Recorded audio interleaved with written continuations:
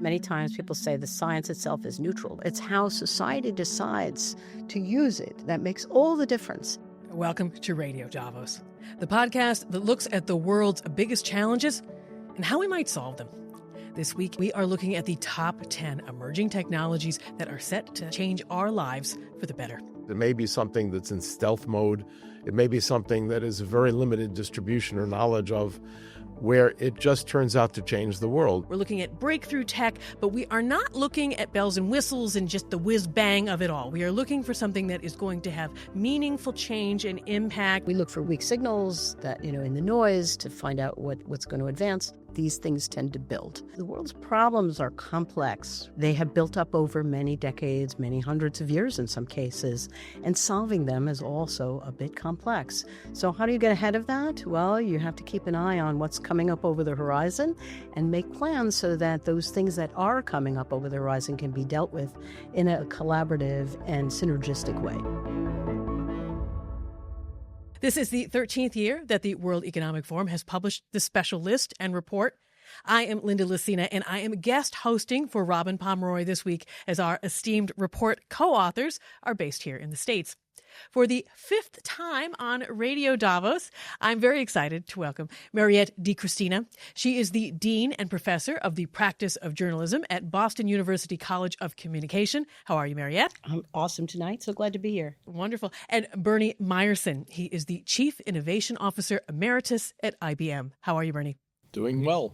So we'll get into the guts of the report in a minute, but I just wanted to set a little bit of the stage for folks who are watching this and who will be listening to this later on. We do the report every year. We're looking at breakthrough tech, but we are not looking at bells and whistles and just the whiz-bang of it all. We are looking for something that is going to have meaningful change and impact. I wanted to get a sense from you both. You think about meaningful impact in the long term all the time. Do you think most people are thinking about the long term when they're thinking about tech, or are they thinking about the hype in the short term? What is your take? It's a challenge. The challenge is that it's extremely difficult to look long term unless you have some level of expertise in what you're discussing. So there is a natural tendency to some extent, to be not a victim of, but somewhat victimized by the hype that's out there. The good news is that there are bodies like the World Economic Forum that actually sort through that hype and say, look, what really matters? So it's very hard to get folks to look very long-term unless they're in the field, and then it's their obligation. The trivial example being you build a nuclear plant. It'd be really good to know 30 years from now what you're going to do when you're disposing of all the waste. That kind of foresight is critical if you're actually in the business. And when we're talking about the report itself, can you both tell me how it was put together? A lot of folks maybe don't realize everything that goes into selecting this, to screening this. What goes into selecting these 10 standout technologies? Yeah, thanks for the great question. I'm going to have to look down once or twice because there are many steps. I hope you don't mind. Multiple steps involving literally hundreds of experts. And still, at the end, as Bernie will confirm, it's a bit hard to choose, and we'll talk about that later. But first, we start with a survey to the World Economic Forum's Global Futures Council's network and the Frontiers Chief Editors, which is a partner, and the Top 10 Emerging Technologies Steering Group itself. And the technologies may be entirely new, like we haven't really heard about them before in the lists in the past, or maybe they're a really innovative way of applying an existing technology. And we had about 250 or so submissions this year that were verified technologies. We used an AI trend analyzer by Frontiers, which mapped the trendiness score based on a variety of factors. And then the World Economic Forum's Resilience Consortium's Resilience for Sustainable Inclusive Growth Framework was applied. And last, not least, we look at business funding behind each of these. And then, of course, the criterion for the top 10 emerging technologies. What is their level of novelty? How impactful could they be? And what is the depth of them? How many different parties are involved? Does it seem like it's more than just one company doing one thing?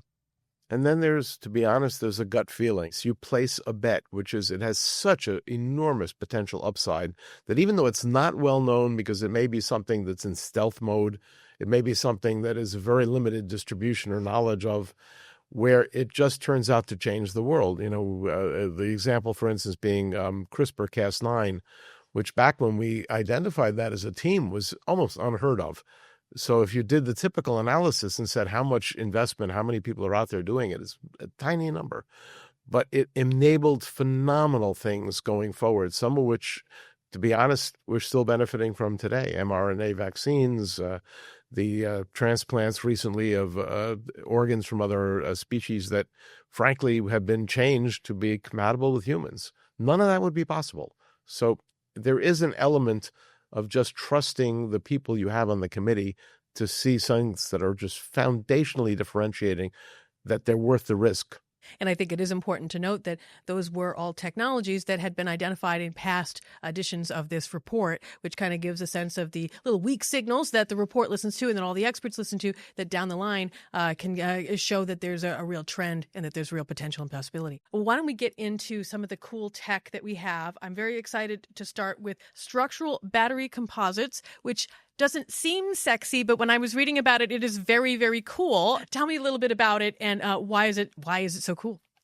One of the reasons that it's interesting is if you think about EVs today, they actually have the first very crude version of structural batteries. And what I mean by that, the actual batteries are these little tiny cells that would make this look big, thousands of them inside a box.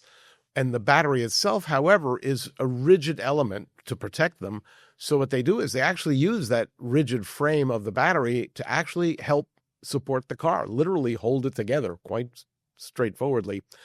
That, unfortunately, is not very efficient because there's a whole lot of excess material and the weight associated with it is very large. Imagine, though, that you come up with different materials that are based, for instance, on spun carbon fibers and different electrolytes, so that all of a sudden this battery that literally weighs a ton or more suddenly becomes half that weight.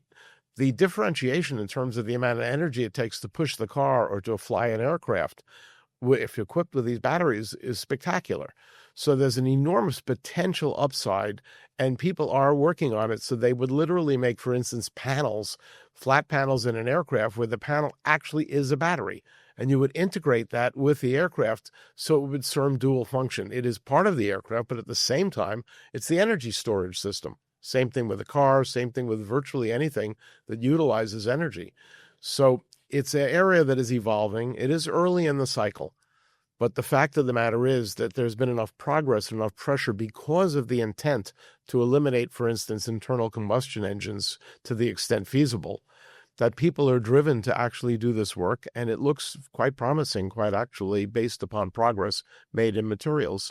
And this report, of course, we're looking at sort of what is the big strategic thinking that people should be applying. How is this really going to be changing? What's the before and after? If we are changing transport, if we're changing aviation, what does that look like? How is the world different maybe in 20 years, 30 years, if this is more common? If you think about it, if you're able to store energy, a much higher amount of energy at the same weight, then the issue where people have range anxiety. I love it. They've created a new disease, range anxiety. Okay. What that has to do with the fact is you've got a battery-powered vehicle, you're motoring along, and what if you run out of charge? Well, imagine that if you were able to reduce the weight of the battery by a factor of 2, so you could literally, for the same weight, put in twice the energy. Well, there's an interesting option because suddenly the car has a range of 600 miles. I don't know about you, but I really don't want to sit in it that long. So it changes that. And the other thing is aviation. There are currently vehicles, electric vehicles, that are being flown. They do not have anything but batteries. Being able to lighten them dramatically is crucial to electronic-driven aviation for it to work. So, yeah, it has the potential to actually sort of rewrite the range and script on those. Mm-hmm. Our second technology on our list is osmotic power systems. They channel salt into energy. Can you explain a little bit more about how that technology works? First of all, why don't we just start with that?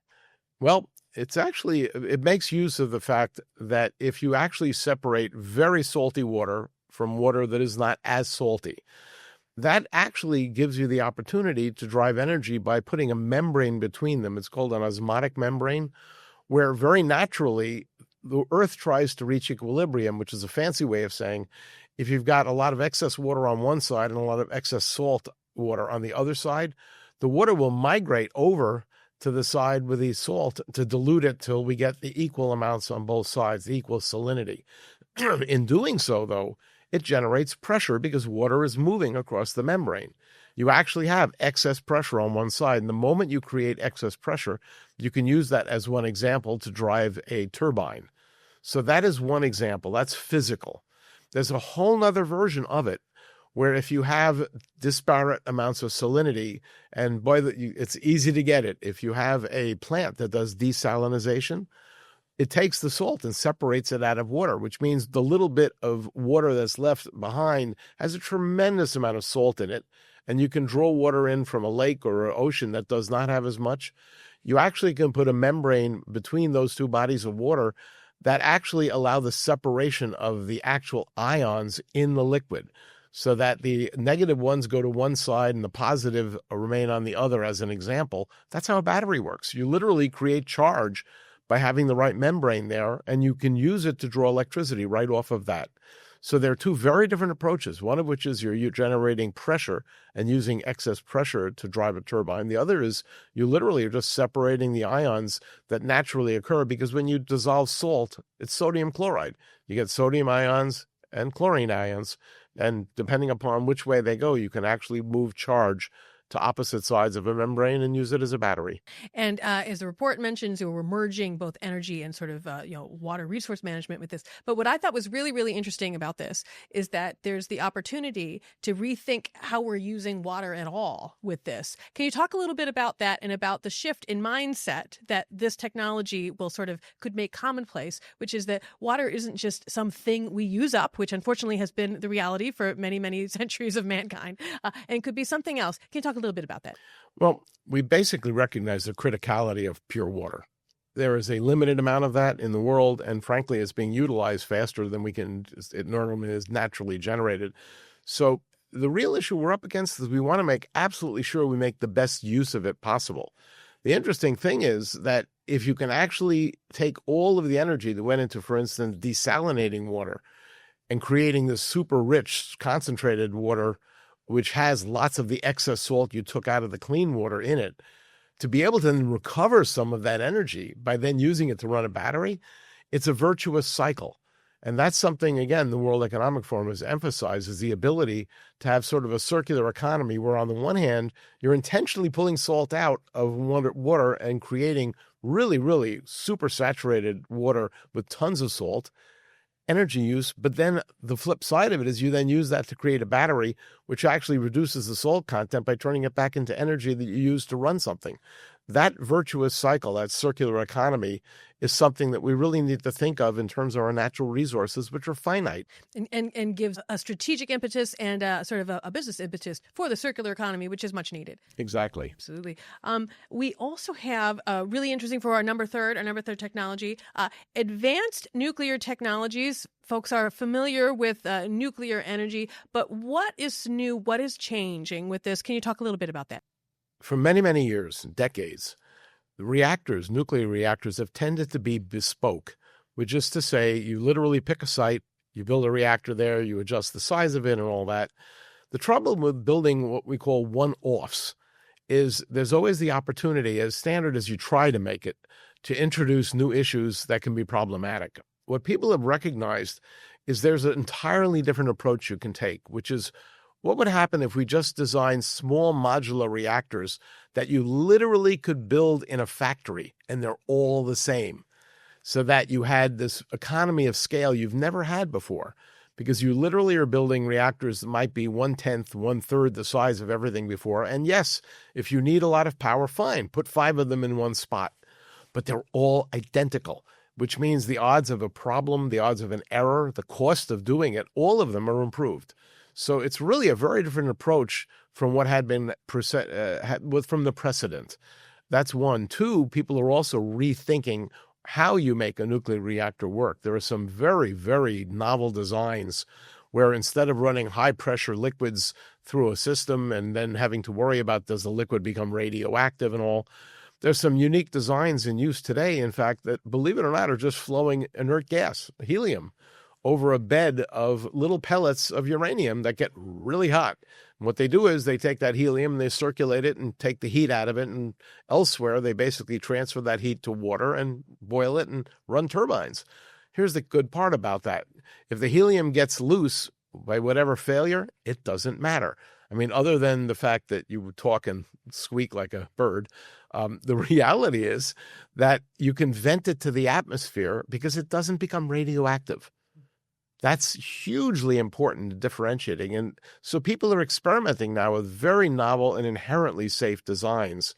And as a consequence of that, nuclear energy has a comeback, largely because, to be frank, it is one of the essentially zero carbon sources we have that is also very energy rich and is constant. So that's one part of it.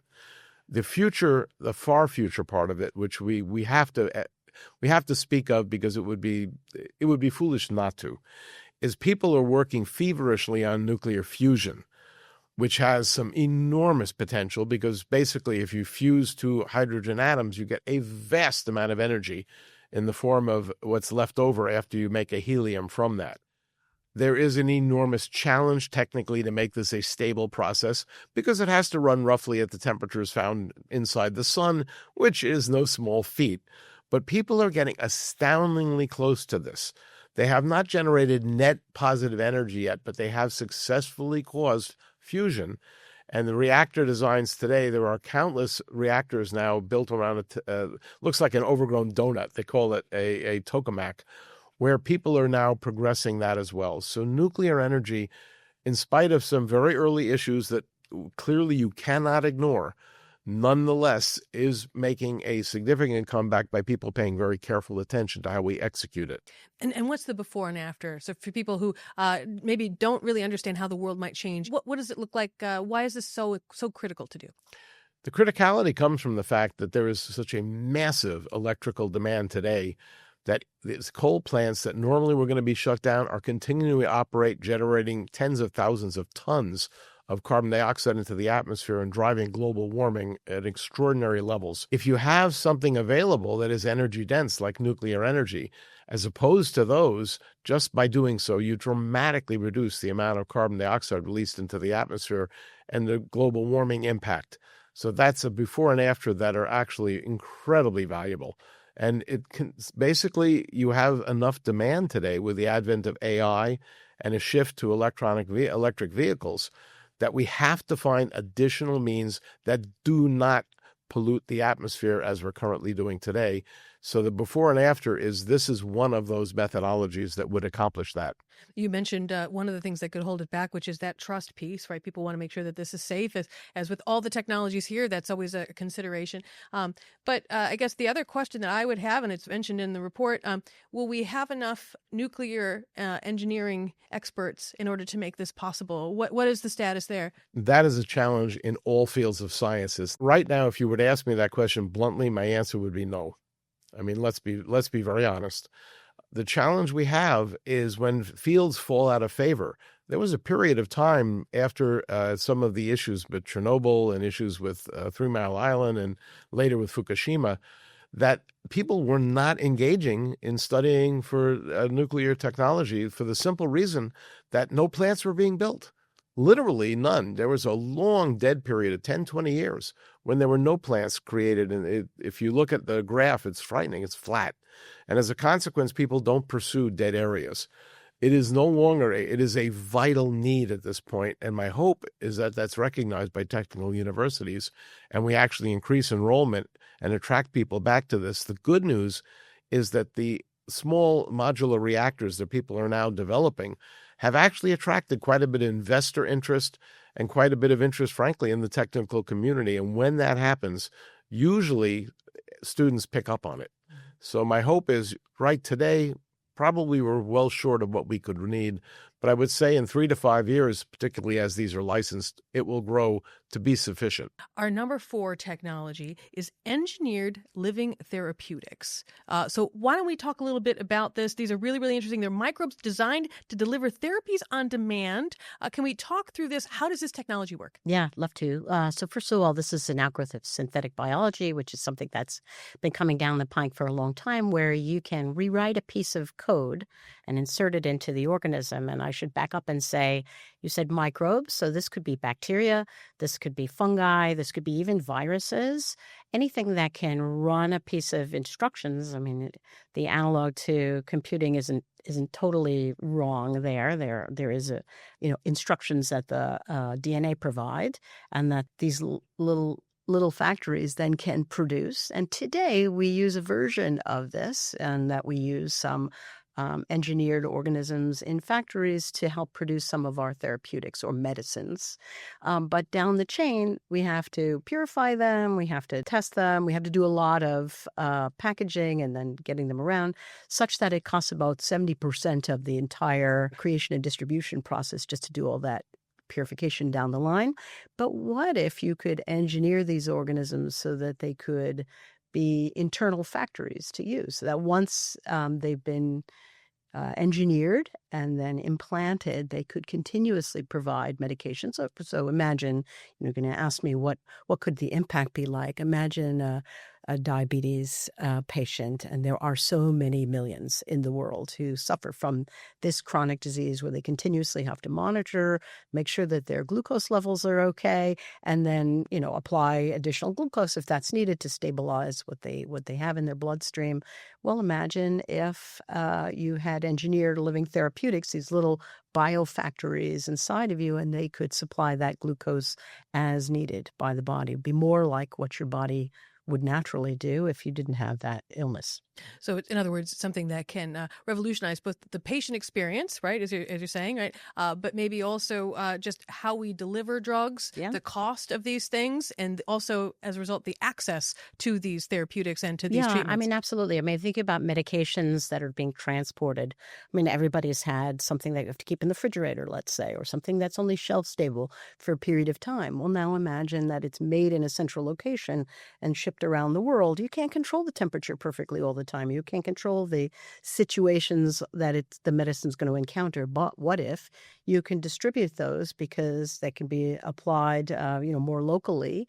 Then the access is better. You're paying less money for the cost of transport, which is also beneficial to the environment, and making that medicine more available and more reliable when it is delivered, because it's right there. And there are quite a number of companies working on these therapeutics for a bunch of different illnesses, from cancer to, I mentioned diabetes, even for potentially hangovers. So it seems like quite a range. This one's a fun one to me. Sure. Now, of course, a technology called engineered living therapeutics is going to have people sit up a little bit straighter. What are the things that people should be, as leaders, are making sure that this is safe, that we are approaching this in a responsible way? What needs to be put in place? What are the frameworks and things that need to still be built and sussed out? Yeah, so I'm so glad you raised this, because, of course, the technology itself always needs the right context, as we were talking about in the beginning. Safety regulations, safety protocols, because anything that's engineered, you don't want just loose in your environment. You want to have regulations, too, that people have to comply with, so that they are producing them in a safe manner. So these are some things to consider. Also, going to think about what are long-term effects. What are, how is the global distribution best managed? But particularly on the regulatory front, that's something that often lags with any new technology, because the technologies keep happening and they're bubbling along, and the regulations then have to catch up. Are there unexpected impacts that will come down the line if we have this in place, say 20, 30 years down the line, this magical world where we mentioned all these other things will be in place? If we have these engineered therapeutics, how will the world maybe be different? People might be living longer. Chronic conditions like diabetes or even cancer might be being managed internally without you even having to think about it. And then if you combine these sorts of engineered living therapeutics, it's quite a long mouthful, I realize, but if you combine that with wearables that can detect levels of different chemicals in the body or different agents in the body, you can end up having a continuous monitoring and response system that means that, I mean, if I think about it, Linda, the world already, there are a lot of biological and ecological processes, and they kind of happen. Bernie was talking about salt and how it moves. There are increasingly human-created responses to problems in the world that are integrated into our systems. So one way I think the world could change, to answer your question, is we're thinking about it less, but it's happening because we've built it correctly. It's happening naturally. That makes us live longer, healthier lives, and that's the goal. Question I might add to you is, in terms of ecosystem readiness, I'm curious how you deal with the concept of these are GMOs. They're genetically modified organisms. And as you know, there's a natural proclivity to avoid them among a very huge part of the population. And I'm not making any judgment. That's just the reality. Yeah. So how do you overcome that? Yeah, I mean, here's an editorial comment from me, Bernie, on that as somebody who's been, so before I was at College of Communication at Boston University, I was editor-in-chief at Scientific American for a decade and a science journalist, just for people who may not know that background. I think the first thing you do is listen to those community concerns. There's no way you're communicating if you're not listening first. And then you say, okay, you've got some challenges that you've identified. Let's talk about what's possible for research and applied technology to help you with. And let's talk about how you want that to happen. And, in science, many times people say the science itself is neutral. The basic understanding of how something works is neutral. It's how society decides to use it that makes all the difference. And that deciding starts with listening, starts with working on shared solutions together, starts with co-creating those shared solutions. In my circles, there's a technique called civic science, which does this intrinsically. It's something I've seen at the World Economic Forum for as long as I've ever been involved, where you bring business leaders, policy leaders, researchers together to talk about shared concerns. It takes a little longer, but when you implement it, much better done. Absolutely. No need to move fast and break things when it comes to people's lives. Exactly. Continuing on our health theme, there's one I think that'll be of particular interest to our watchers and our listeners. GLP-1s, but for neurodegenerative disease, right? Can we talk a little bit about this? So GLP-1, glucagon-like peptide-1 receptor agonists. We are very popular right now. I'm so proud of you. Yes, exactly. I wrote it down. I did write it down. I'm impressed. Exactly. And so these, we all know that this has become very popular for weight loss and also for diabetes management and some other things. But there's other applications that could be game changers. Can you talk a little bit about that? Yeah, thank you. Thank you so much. Yeah, sure. We've heard of these medications. They're weight loss medications. But once in the bloodstream, they do something that is not actually common. They can cross the blood-brain barrier. Now, people who don't study brain science all the time don't know that it's not easy for different compounds to cross the blood-brain barrier. It's difficult to diffuse through.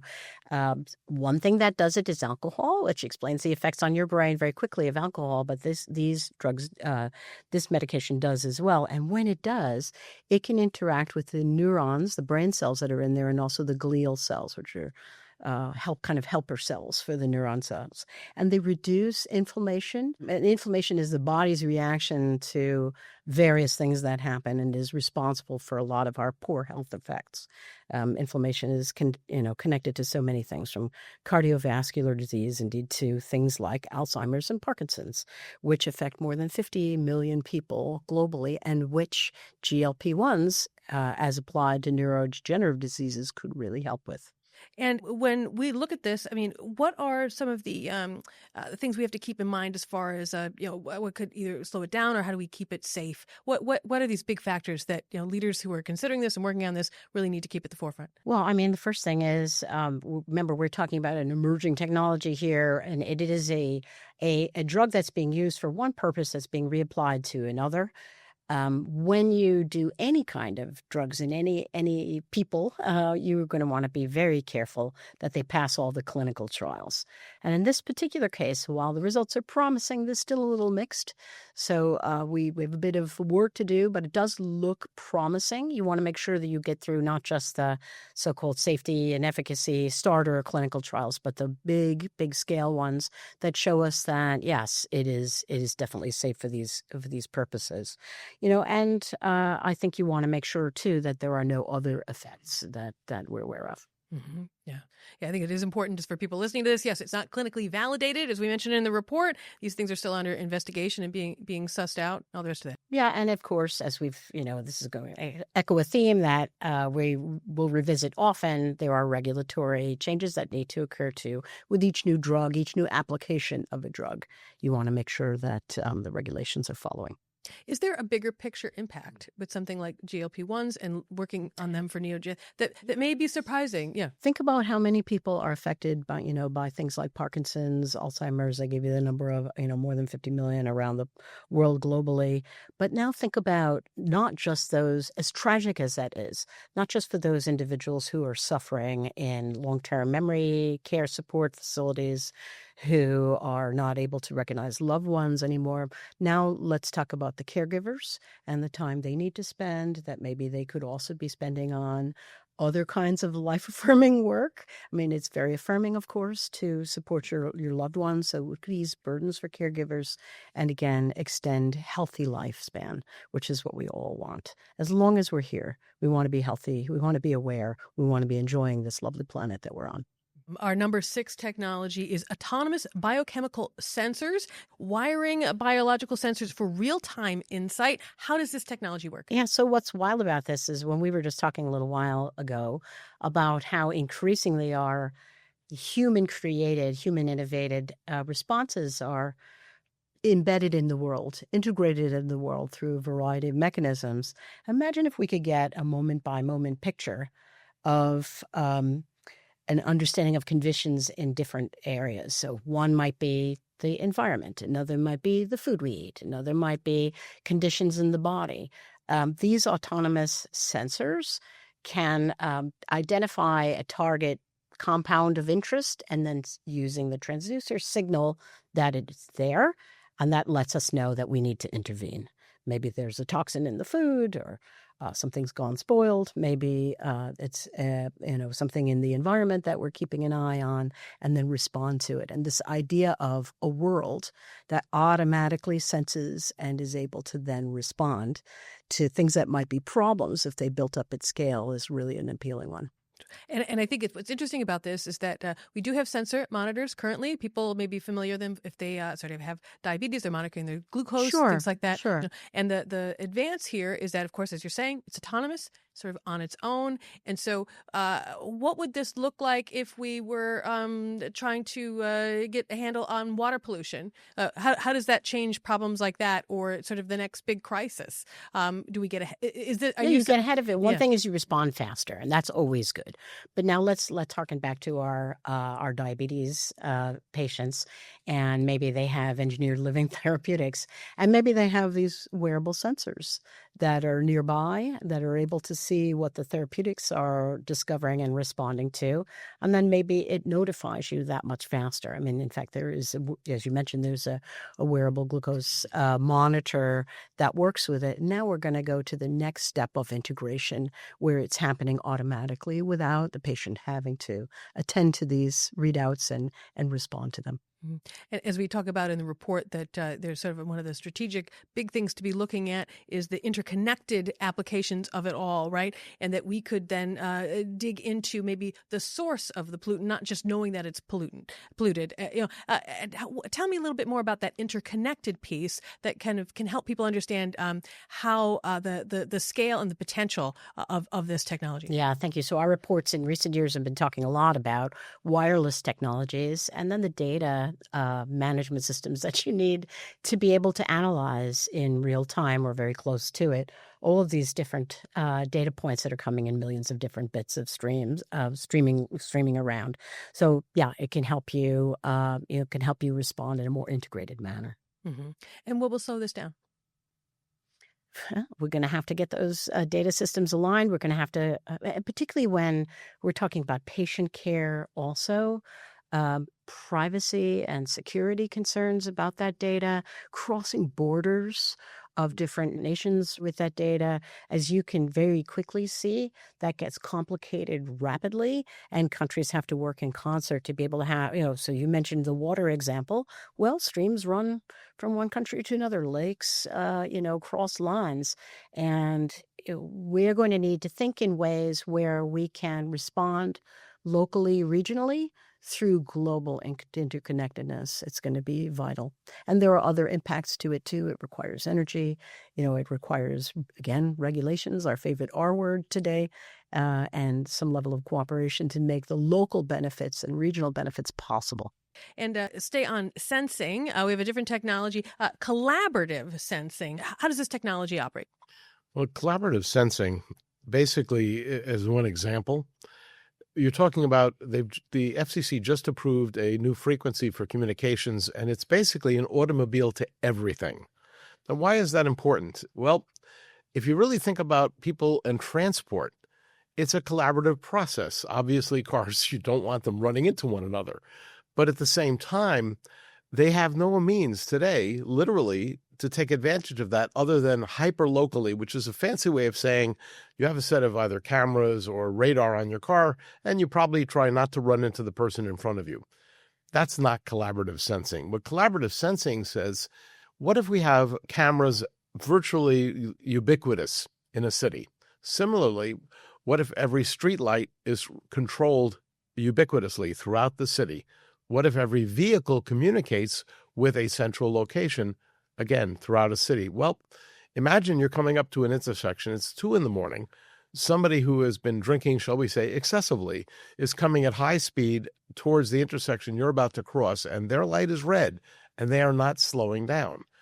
Collaborative sensing would be that the indicators on the indicators either within the automobile and or cameras would detect that person clearly being a danger to your life and limb, and would actually notify your vehicle immediately to brake and avoid the collision. That's the very basic form. Now we look more macroscopically. If you have today a set of information that says there's an accident on one of 2 possible roadways people are going to use, what happens inevitably is everybody gets off and uses the other roadway, which becomes a rather massive traffic jam. Any one of us who've driven in the region understand this. But there's only one lane blocked by that accident. In collaborative sensing, all of the sensors would interact and say, okay, your car should go to the other direction, but if you whittle down the traffic on this particular road so that it fits in 2 versus 3 lanes, everybody wins. That's collaborative sensing. Now, the challenge is think about the unimaginable amount of data that has to flow around for that to work. You cannot just dump it all to one central location. If you do that, somebody at the middle is going to have a massive headache before their head explodes. It's not going to work. So that brings up the next level, which is called edge computing, where instead of taking all the data down to a central point, what you do is you have tremendous intelligence actually out at the end of the network, and it only sends the bare bones minimum that's needed to make proper decisions to a central location, and or doesn't ever do that, but in fact realizes all they have to do is tell this car to stop so this other car doesn't hit it. These are things that currently are not in use today, but they can be. Now, that's one side of it. The flip side is that is enormously intrusive in terms of where everybody is at all times, what they're doing, where they're going, and it is an ethical dilemma. One of the things about new technologies that we all need to be cognizant of is they get good and it's good and evil. I mean, it's just that simple. And what that means is the regulations, the regulatory bodies that actually prescribe what you can and cannot do with that data have to be rigorously created and enforced. It's not trivial, and I'm not suggesting, and nor do any of us suggest we not do this. There is an enormous benefit to society in terms of just reducing pollution, eliminating or at least mitigating dramatically the horrific death rate on highways. You're talking 25,000, 35,000 people a year killed for no obvious reason other than there was no control on what they were doing that could prevent that. This is the kind of thing that is coming, but we have to be extremely careful how we utilize it. And when we're looking at the sort of the big picture and sort of what how it will be deployed down the line. How important will this be as business leaders, government leaders look to make sure that they're up to snuff with climate adaptation, right? One of the things that this technology is able to do is better crisis response. We all know that there's more floods, there's more heat that's creating other sort of unexpected things. Why will something like this that has this robustness that can take something from a satellite down to some other subterranean sensor, why will that be so helpful in keeping people safe, keeping economies running? Why is that so helpful? The bottom line is, if you look at, for instance, what happened this week in the U.S., you have tens of deaths because tornadoes propagated through a region causing havoc. Imagine being able to essentially say, there's a tornado on the ground. This is the exact path. We are tracking it literally to the foot from space and alerting the individuals at risk to get out of their homes and move out of the path of the incoming tornado. That doesn't exist today. But again, the whole point of collaborative sensing is literally a level of interconnectedness that does not exist today, but is technologically feasible. The really good thing about this is we need the will to deploy. The technology itself, fortunately, does exist. So yes, it's incredibly important because that's the extreme example of life and limb at risk. But in all manner of factories and all manners of industry, you have the same advantage, which is if you're looking at a production line where you're producing a vehicle, as an example, you can actually have enough connectivity that you actually do what they call just-in-time manufacturing with extreme accuracy. So you literally know I have to get a part from a plant to this point in the line to within these seconds, and you can do it if you have enough information. So it really changes things both economically at the level of an industrial endeavor, as an example, or societally in terms of just what you can do in terms of controlling at least the consequences of the environment. Very careful. You're not controlling the environment, but the consequences, yeah, you can prevent the needless suffering that we currently have. Mm-hmm. Something that's coming, unfortunately, no matter what. Our next technology that we have coming down there is generative watermarking, which is really, really interesting. It's a little like a technological thumbprint of sorts. Tell me about it. The challenge that we currently have is with the, how should I put this, with the quality of the generative models currently being created and with the efficacy of the large language models that can actually speak to you and have you believe that you're talking to a human.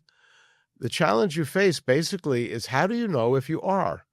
That is, how do you know if you are talking to a human? How do you know if the product you're looking at was generated by a human? And even more concerning, how do you know if it is actually true? The challenge with AI is it has gotten so good in terms of what it can generate, in terms of pictures, where you can create essentially a horrific scenario where you put somebody's identity onto an act that you would want no part of. The problem is, how can you detect that? How can you detect if somebody is literally writing a report, except they didn't write it? They're submitting it, but it was written by AI. Well, generative watermarking, and there are many ways of doing it, is an attempt to validate the provenance, validate the origin of, whether it's an image, whether it's text, whether it's some facts. This is something that actually must occur. There are many ways of doing it. Some of the simplest, obviously, on images is at the level of pixels, which human eyes can't resolve, but computers can.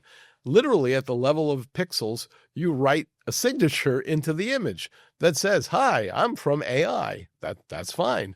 You can actually do that at a level that it's not detectable by a human, but it's easy to spot using a machine. Similarly, there are some tricks people have come up with where they say, in the English language, there are dozens, many times hundreds of words you can substitute for a word and get the same meaning.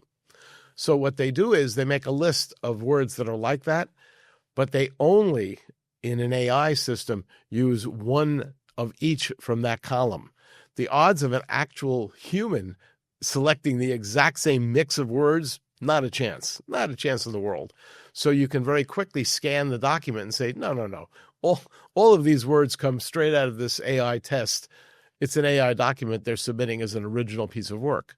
There are many ways of doing it, but the vital thing now is preventing fraud, preventing the misuse of AI and the failure to identify content as being AI generated. Mm-hmm. And if we don't do this, if this is not scaled out widely and used widely, what's the worst case scenario? What do we want to avoid? The worst case scenario, unfortunately, is, for instance, in political life, you can literally simply make up things as to what the person you're competing against did and make it look so realistic, both in terms of the speech of that individual as well as the images that go with it, as to sink their candidacy and or promote your own. I mean, this is a wild west we're currently engaged in because we're getting there rapidly and we do not yet have the controls in place. So the worst case, unfortunate scenario also is, I hate to say this, but in education, what happens if you get lazy? You want a generation of students who basically simply go out and generate their work through AI and learn nothing. It's really a very, very concerning situation today. And universities, and I know, Mariette can speak to it well because the challenge in journalism is extreme. It's unfortunately a case where we could drive the dumbing down of the education system. I mean, a way I would put it is it's hard enough. The technologies are complex enough. The world's problems are challenging enough that it's hard enough to get the world moving forward in a positive way, like the World Economic Forum always works toward. When you can trust the communication, now imagine that you can't. So yeah, that's a big issue. And at universities, I know many of us are really focusing hard on how to use these AI tools for good, how to use them to enhance our critical thinking, how to use them to extend humanity's capabilities, and not as some kind of way to cheat and hide things. Here is an extreme case of the ecosystem not being remotely prepared for this, not even remotely. AI has moved at a rate and pace that is absolutely terrifying. And if you look at the entire ecosystem, simply generating the power required to run an AI unit, to run the models, it doesn't exist. I mean, people are literally throwing up gas turbines right alongside the data center because there's just no power available on the grid. This is at the same time you're competing against trying to bring EVs online in quantity. And the ecosystem is not ready. And it is part of the reason we point to this is, we have to go now and deal with this issue. And it may be constraining AI. I'm not a fan of the idea, but there may actually have to be a throttle if we're not going to essentially bankrupt the power system. It's a very, very challenging situation we're currently in. But in the end, we have to find ways to trust what we're given. And this will erode trust. There's also a business imperative that I think that isn't talked about enough, where your competitor could misrepresent you and they could say that this is your product and it's not, and that erodes trust in commerce. What is the role maybe for business leaders to sort of help kind of drive this along? The good news is business leaders, frankly, are aware of these challenges. This is becoming a widely understood phenomena. And the challenge the business leaders are most worried about, to be honest, is not somebody misrepresenting them. The challenge is that IT and attacks thereof, hacking, it's still done mostly by people who are either A, expert at it, or B, download attack vectors off, for instance, the web from a paid service. Imagine if you turn loose a high-quality AI system generating new vectors of attack to take down the IT that runs everything. That is a nightmare scenario. And so business leaders are addressing this today essentially quite directly in terms of upgrading their defenses and in terms of, frankly, if you go to RSA, which is sort of the security conference of the year, they're actually, all of them are talking about actively using AI to defend against this problem. That's sort of the really immediate concern. We have a bit of a shift from AI to something that maybe not a lot of people are familiar with.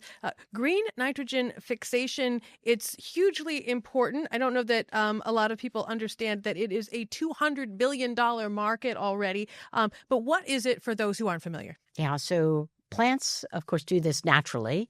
They take nitrogen from the atmosphere, N2, if you remember your high school chemistry, and they break it into components that they can then fix into plant metabolism. And ammonia is the main compound that they use to create it. About 100 years ago, humans came up with a way to amp that up called the Haber-Bosch process, which today, provides helps us all feed the world, but it takes a tremendous amount of energy. It's probably 1% to 2% of the entire globe's amount of energy. Talking about AI and computing systems, this is another large energy drain. What's required in that process is temperatures north of 400 to 500 degrees Celsius and atmospheric pressures more than 150 times what you and I are experiencing right now, 130 to 150 times. So you can see it's really energy intensive. But what if, turning to our, our different ways of doing things, what if we could get that conversion to happen either through organisms or through other mediated processes? One is the use of lithium to mediate the chemical changes that are required to fix nitrogen.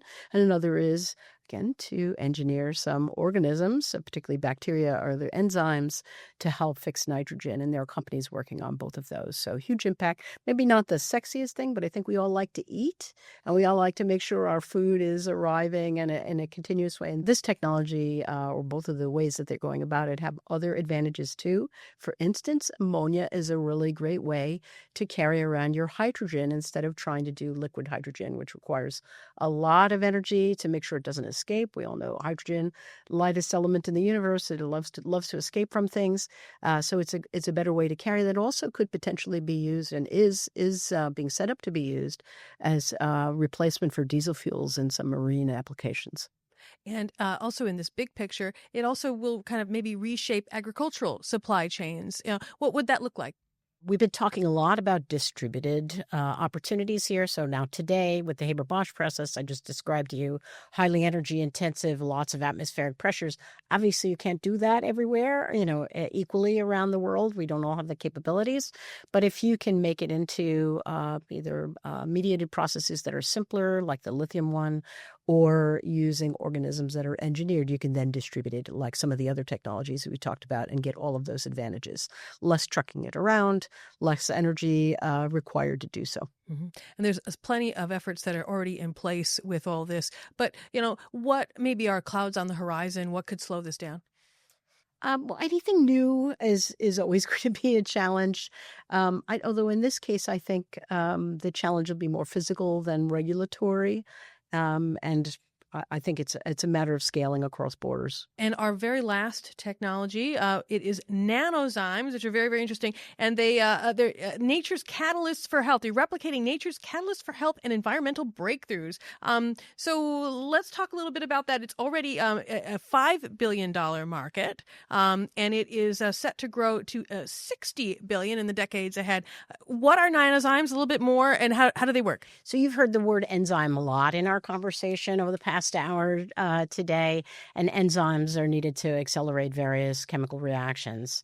But one of the things about enzymes that are produced by nature is that they are limited by the things that nature can live in. So in high pressure, high temperature situations, they tend to break down a little too rapidly. But if you can, and when I add the word nano, I love the word nano, but nano just refers to the size of the molecules. So we're talking about chemistry here. When we say nanoenzymes, these are, rather than produced by biology, they're produced in the lab. And as a result, they last longer. They can endure more challenging circumstances. And that means that you get the benefits of that. When you can reduce costs dramatically, when you can get something that lasts longer, so you need to make less of it, when you can distribute it more easily because it doesn't have to be all, centrally done necessarily, get lots of benefits. And it sounds like we're echoing a real theme here, Bernie, through the entire report familiar this year. It sounds familiar. But I think what's amazing is how these technologies, if you think about them, they might sound like 10, but they're also unlocking so many other potentials for humanity. The report mentions that there is an opportunity that it will kind of change how research is done, but it can also sort of help dissolve boundaries between different disciplines. Can we talk a little bit about that and how that's useful for folks in the sciences? Yeah, I'd like to turn to Bernie in a minute because he is an actual scientist as opposed to me, who's just a science voyeur. But I think the nature of all of these technologies is they do need to work across disciplines to be as successful as they can be. Mm-hmm. You need different disciplines interacting at the beginning. We need to build bridges. Sometimes scientists and technologists in one area and another don't even use the same terms. So as we learn to work in a multidisciplinary manner, as these fields converge and new innovations arise out of them, I think there's only a benefit to that, but it is harder to do. And it is, very few of these things we do nowadays can be done in a vacuum. In fact, what's kind of interesting is what I call the soft and hard sciences are really becoming indistinct. In other words, I'll give you an example. When you're talking about AI, there's an enormous sociological factor in its utilization, as well as, of course, the technology behind it. And you have to have both working together for it to be effective. Remember that what has made things like ChatGPT and Gemini and all of the other AI instantiations impressive is that they can communicate naturally with people. That's a sociological issue. That's a sociology. That's not driven just by a bunch of geeks who go off and write great code. It takes all of them. So you really have this wonderful thing where communities nowadays get things done. It's no longer done in a vacuum. There was a time when science could be practiced discreetly. But if you want to have a tremendous societal impact that's for the good, it really takes this fellowship across many disciplines for that to work. And it specifically requires you to engage people who understand how to work in a societal setting, not just in a laboratory. And the things that fail miserably, by the way, are the ones just in a laboratory, because when you get out in public, people look at it and go, huh? You mentioned that, hey, people need to be thinking in a societal way and all this.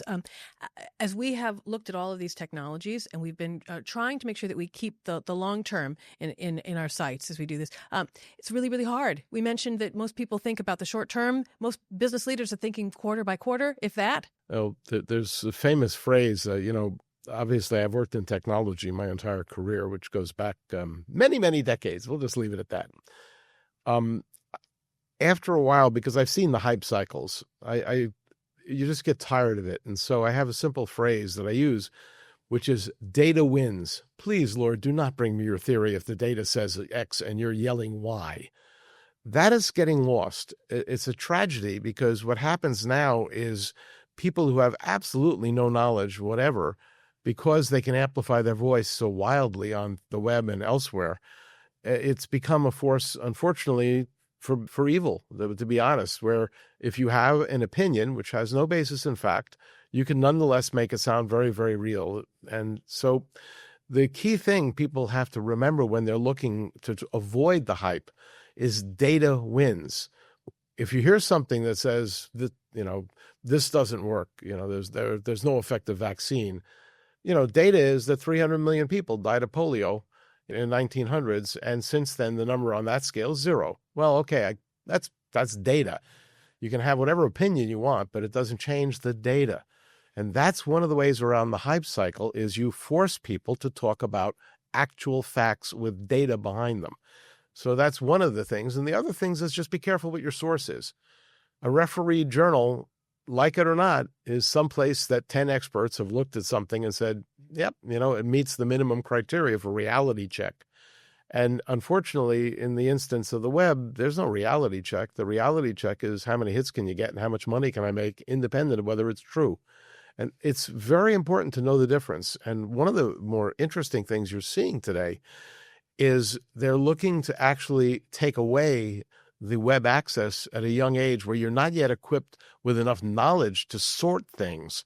And they're treating it very much, interestingly enough, like drinking, where there is a responsibility to society to actually know what you're doing before you act on something. And so it's a very great challenge, because you have to be careful. You don't want to get into the area where it's censorship. But it is very important, particularly among leaders, to really force that issue around data wins, because that dramatically shortens the hype cycle. Mm-hmm. And Mariette, in your mind, what should leaders be thinking about? What questions they should be asking themselves to help them think better in the long term?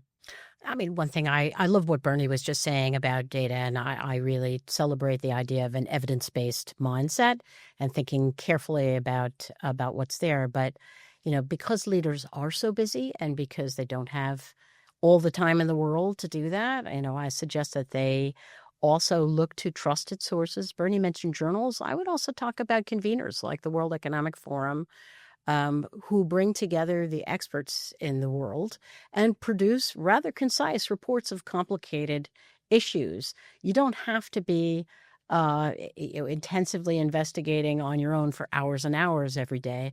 Other people do that. Find the right ones through trusted sources and take advantage of them, and then have the conversations that you need to have with the audiences you need to have them with, whether they are colleague businesses, policy leaders and regulators, or the communities that the research is meant to serve. Yeah, there's the community I'm part of. I've been part for years on the board of the STS Forum in Japan. STS stands for Science, Technology, and Society. And the Professor Omi, who founded it, has a very interesting theory, which is simple. There are lights and shadows to every technology. And for crying out loud, pay attention to both. And it's really what we're talking about here. That's exactly what your question is, which is there's things you're going to do that are of great value. And I celebrate the progress in AI. Let me be very clear. It's an incredibly valuable tool. But misuse, like any other technology, it is hugely problematic. And it's very important to have that balanced view. And again, it's just a bunch of experts who get together for a week in a year and look at those issues. So you don't have to do it all yourself, but be open to participating in the WEF and STS Forum and many in RSA and in all of these forums where the experts will do the work and will net it down to something that is quite consumable. You don't have to do it yourself, but you should be aware of it. And business leaders, as you mentioned, Mariette, who are very, very busy, and maybe they're not experts in all this, how useful is the very simple question of what's the before and after? What will happen a decade from now, a generation from now? How useful is that as a question, just as a gut check for folks? I think it's useful. I also think, any good business leader is thinking about what success looks like. I think one of the other keys after what does success look like is making time to think about it. How do you get there? What are the tools we need? But yeah, a before and after analysis is always useful. Of all these technologies, what excited you both the most? What did you like?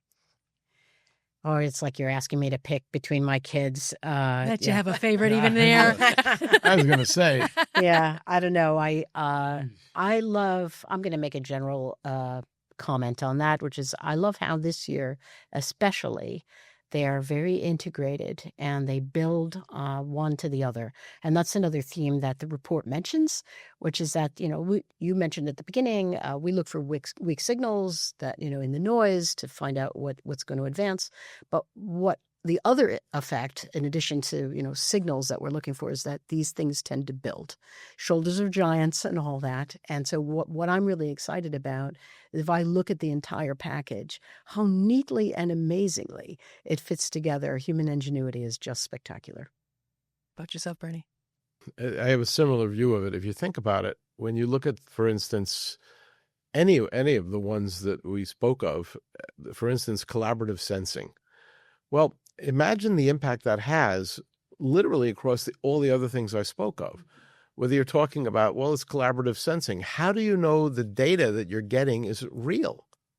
Well, guess what? Generative watermarking actually helps you as one of the elements to determine it's real. Similarly, if you're worried about nuclear power, remember that an AI-driven system can look at virtually everything happening in a reactor environment and in a power plant almost on an instantaneous basis. And it does that through, imagine this, collaborative sensing. So, they're not distinct in the sense that they're not connected. Actually, what makes them so powerful is they are connected. And so it's not a favorite per se in any one of them, but it's how some of them play together as that particular group I cited that really is foundationally differentiating long term. And that is actually of great value. Bernie, you mentioned a little bit about, data and sort of understanding, what is becoming harder and harder. But with all of these technologies, what it gives you guys a little bit pause? What keeps you up at night? For me, it's less the technologies themselves and the fact that we might let them sit there and not take advantage of them. I do worry with our rather fractured communication ecosystems these days with ongoing challenges of polarization in different areas of the world that we're going to leave, some opportunities unexplored, and that's what really bothers me at night. My greatest concern is that we're at a tipping point. AI is a fantastic tool of immense value, and I firmly believe it will grow and continue to be spectacularly important. Here's the challenge. AI is not inherently intelligent in spite of the word. What I mean by that is it learns, and it does a pretty damn good job of learning it and expressing it by looking at what's out there in all manner of documentation, the web, and you name it. And then, of course, comes back with an integrated view of what it saw. The challenge is it still is driven by the weight of numbers. Human intuition, unfortunately, isn't there. So that if the weight of numbers say that something is X, and yet there are 4 people out there who have shown conclusively with hard data, it is not X, it is Y. Every time it's going to come back and tell you that the answer is wrong, is X. It will ignore the Y because there are 30,004.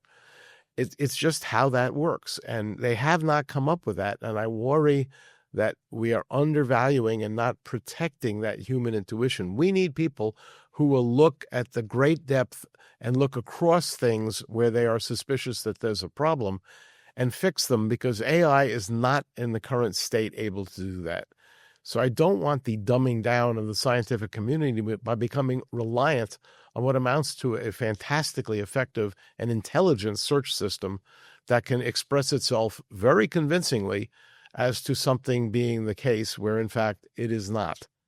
And so this is a real challenge. How do you strike the balance? Because it's a great tool, but it's a tool. It is not a substitute for the human brain. And that is a very, very tricky balance that we have to strike. And that does keep me up at night. You both have been amazing so far. You have one last question, and then I release you back into your lives. What gives you hope with all the things we've talked about today? So you can hear I'm the techno-optimist here because I don't know as much about it as Bernie, the researcher. But you know what? Science gives me hope. I love our endless attempts to understand how the world works, whether it's near us or far from us.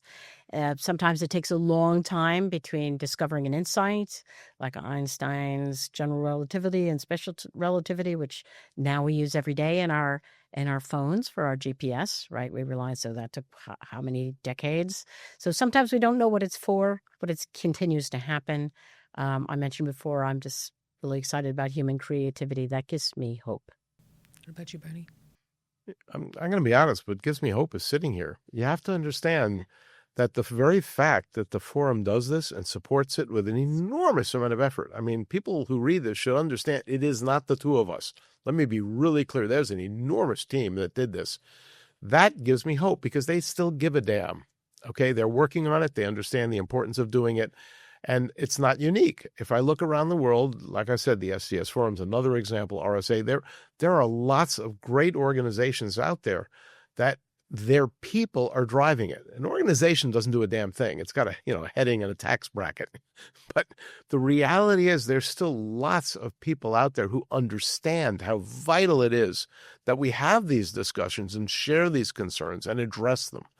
And, governments may not always be the finest example of how you deal with it, but it hasn't changed the fact that you have universities, you have organizations like the WEF, they're out there doing this, and there's thousands, actually hundreds of thousands of people involved in it.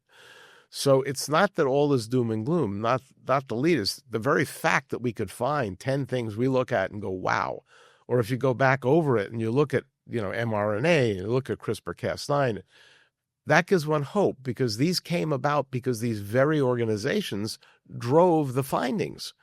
And the findings had profound global impact. I sat there, 5 years after we identified mRNA as the next big thing for vaccines, and I got my shot, my COVID vaccine, the first one, and I'm sitting there going, we got that one right. And again, it's not us. It's this team of extraordinary individuals. And the very fact that there are people out there who care enough to do this and organizations that care enough to support it, it gives one hope that it's not even that all is not lost, but, in the end, in spite of various strange things that occur along the way, this in the end will win out. Putting it another way, as I always say, data wins. In the short term, maybe not, loud voices and ignorance, but in the long term, data wins. I love it. Well, thank you both for being here and giving us a little sneak peek at how our world might be a little bit better. Thanks for having us. Thanks for having us. Thank you. And for more episodes of Radio Davos, please go to our YouTube channel. And for more transcripts, go to wef.ch/podcasts.